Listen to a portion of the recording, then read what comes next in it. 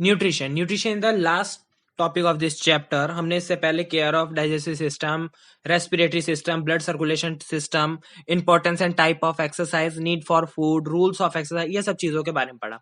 ये इस चैप्टर का लास्ट टॉपिक है। न्यूट्रिशन का मतलब पोषण।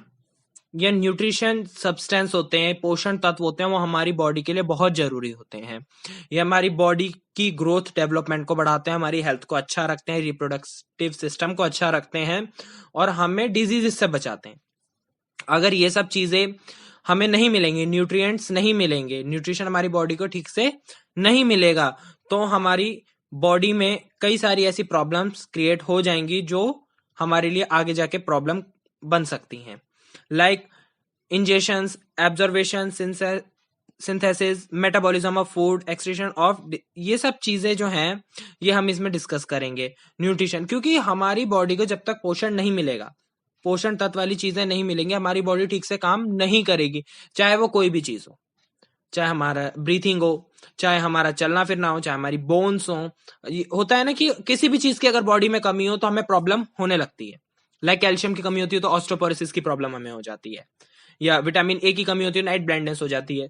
तो हम इन सब चीज के बारे में हमने पढ़ा है, या हमें पता है कि इस चीज की कमी से हमें ये होता है, हमें हर चीज के बारे में पता है। सो हम उससे थोड़ा सा इसमें पढ़ेंगे। लाइक हमें अपनी बैलेंस डाइट का हमेशा ध्यान रखना चाहिए और अच्छी बैलेंस डाइट लेनी चाहिए जिसमें vitamin, protein, minerals, carbohydrate, fat वगैरह अच्छी मात्रा में हो। और हर चीज की जरूरत हमारी बॉडी को होती है। विटामिन मिनरल्स की कम होती है बट जरूरत होती है। कार्बोहाइड्रेट, फैट्स या प्रोटीन की भी जरूरत हमें होती है, तो वो थोड़ी ज्यादा मात्रा में होती है, लेकिन उनकी भी एक मात्रा नियमित है। मतलब उनको भी किस मात्रा में हमें हमारी बॉडी में रहना है वो भी नियमित है। कोई भी चीज अगर हद से ज्यादा, जरूरत से ज्यादा बढ़ गई तो भी वो प्रॉब्लम क्रिएट करेगी, और अगर कम हो गई तो वो क्रिएट प्रॉब्लम करेगी।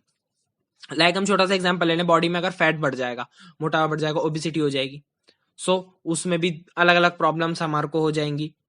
सो अगर वो नहीं मिलेगा तो हमारी बॉडी में ड्राइनेस हो जाएगी। अगर हमारी बॉडी को ढंग से फैट नहीं मिलेगा, हमारी बॉडी को चिकनापन नहीं मिलेगा, तो हमारी बॉडी में ड्राइनेस हो जाएगी, इचिंग वगैरह होगी, या बॉडी ना वाइट वाइट सी हो जाएगी। सो वो भी नुकसानदायक है, ज्यादा होना वो भी नुकसानदायक है। एक बैलेंस में मिले ना हमारे को, जिस चीज की जरूरत जितनी है वो हमारी बॉडी को उतना ही मिले, उतनी हमारी बॉडी उस चीज को एब्जॉर्ब करे, जो मेटाबॉलिज्म ऑफ फूड होता है वो हमारी बॉडी को सही मिले।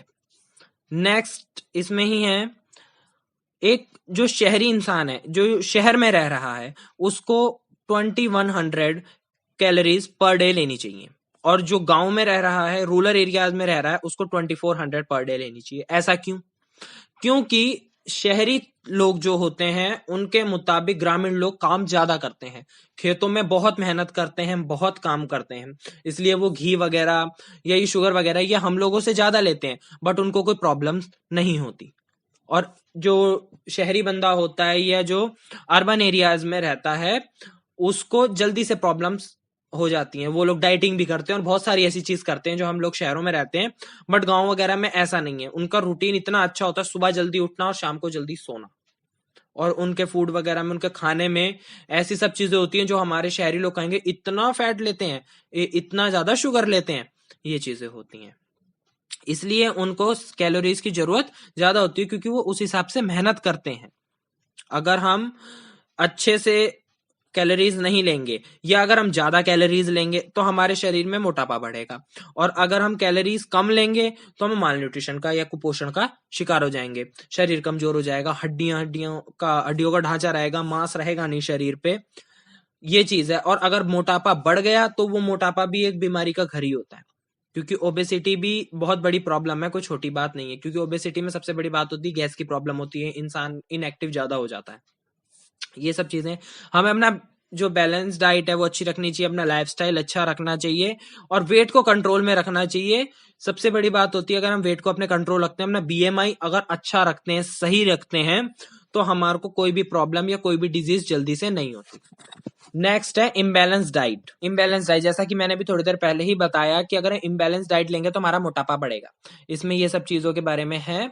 इस जो आपकी स्क्रीन पे दिख रहा है, जो ये जो फर्स्ट पैरा दिख रहा है उसमें चीज के बारे में, अगर इम्बैलेंस डाइट लेंगे, चिकनापन ज्यादा खाएंगे, चिकनी चीजें ज्यादा खाएंगे, फ्राइड फूड ज्यादा खाएंगे, या बाहर की चीजें ज्यादा खाएंगे, नॉनवेज हद से ज्यादा खाएंगे, तो मोटापा बढ़ेगा।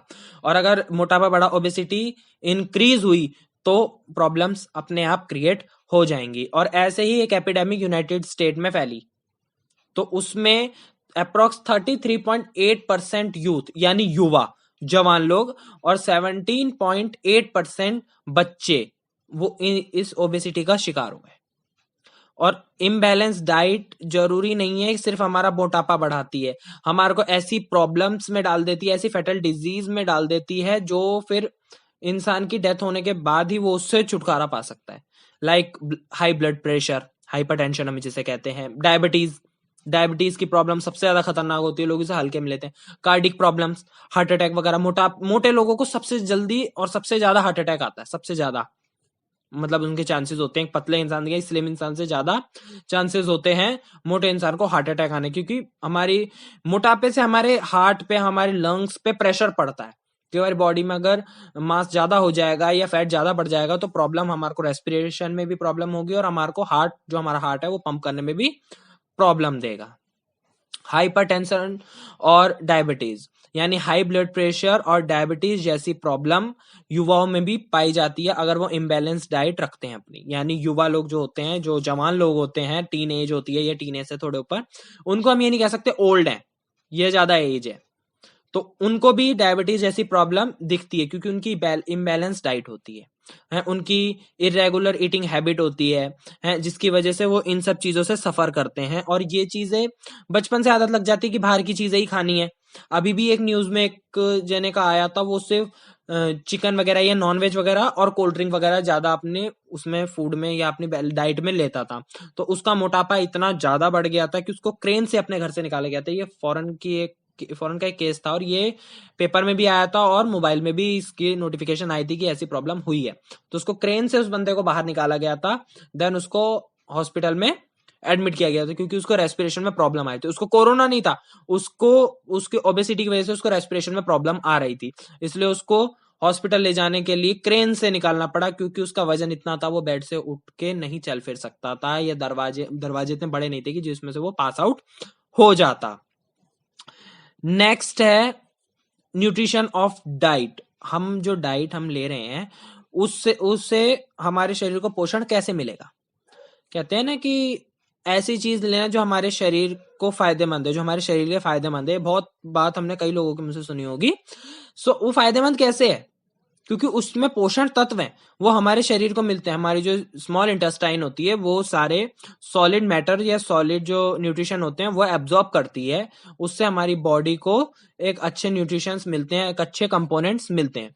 हमारे मॉर्निंग का ब्रेकफास्ट, नून का लंच एंड नाइट का डिनर, ये बहुत इंपॉर्टेंट है और बहुत मायने रखता है हमारी जिंदगी में कि हम कैसा खाना खाते हैं। तीनों वक्त में अलग खाना हो। अलग खाना मतलब ब्रेकफास्ट हमारा हैवी और डिनर हमारा लाइट हो। और नून में आप पे डिपेंड करता है कि आप कॉलेज से आए हैं, स्कूल से आए हैं, या आपकी कोई शिफ्ट है, वो चीज डिपेंड करती है कि नून में आप किस तरीके की मील लें, किस तरीके की डाइट लें। आपको कम से कम दिन में 3 बार खाना खाना चाहिए। अगर आप इससे ज्यादा खाते हैं तो आपको मोटापे से हमें सफर करना पड़ता है, ओबेसिटी हमें फेस करनी पड़ती है। अगर आप लेट नाइट अगर कोई चीज खाते हैं या लेट नाइट डिनर करते हैं तो आपको इंडाइजेशन की प्रॉब्लम होती है। राइट टाइम पे राइट क्वांटिटी अगर हम खाएंगे तो हमारे को इंडाइजेशन से लेके मोटापे तक कोई प्रॉब्लम नहीं होगी, क्योंकि अगर हम लेट नाइट खाना खाते हैं तो हमारी जो बॉडी है नाइट में मॉर्निंग के मुताबिक, मॉर्निंग से अगर हम उसे कंपेयर करें तो वो थोड़ा स्लो काम करती है, जिसका मैंने अच्छे से पहले की वीडियोस में ये बात बताई है। बहुत डिफिकल्ट नहीं है बैलेंस डाइट को अडॉप्ट करना या परफेक्ट हेल्दी बैलेंस डाइट को अडॉप्ट करना। नॉर्मल सी बात है, ग्रीन वेजिटेबल्स खाएं, फ्रूट्स खाएं, मिल्क, राइस, ग्रेन्स, पल्सेस, ऐसी सब चीजें अपनी बैलेंस डाइट में इंक्लूड करना है, बहुत नॉर्मल सी बात है। अगर हम बैलेंस डाइट रहेंगे तो हमारी हेल्थ भी अच्छी रहेगी। और हेल्थ और डाइट में एक अच्छा रिलेशनशिप अगर रखा जाए, वो एक इंसान ही रख सकता है। अगर हम अच्छी डाइट ले रहे हैं तो हमारी जो हेल्थ है वो ऑटोमेटिकली अच्छी होगी। बैलेंस डाइट हमारी गुड हेल्थ के लिए बहुत इंपॉर्टेंट रोल अदा करती है, क्योंकि राइट टाइम पे अगर हम कोई भी चीज खाते हैं तो वो हमारे शरीर को लगती है। कई बार छोटे बच्चों को घर के लोग भी कहते हैं, बड़े बुजुर्ग भी है, कहते हैं ऐसे खड़े खड़े खाना खाओगे तो शरीर में नहीं लगेगा, या ऐसे रोते हुए खाना खाओगे तो नहीं लगेगा। लगने का मतलब ये होता है कि जो खाना हम खा रहे हैं उसके पोषण तत्व हमारी बॉडी को ठीक से मिल रहे हैं कि नहीं। पहले के लोग नीचे बैठ के आराम से खाना खाते थे, आजकल शादियों में भी लोग खड़े होकर खाना खाते हैं। हाँ, कभी कभार हो गया, बट रेगुलर में ऐसी चीजें नहीं करनी चाहिए।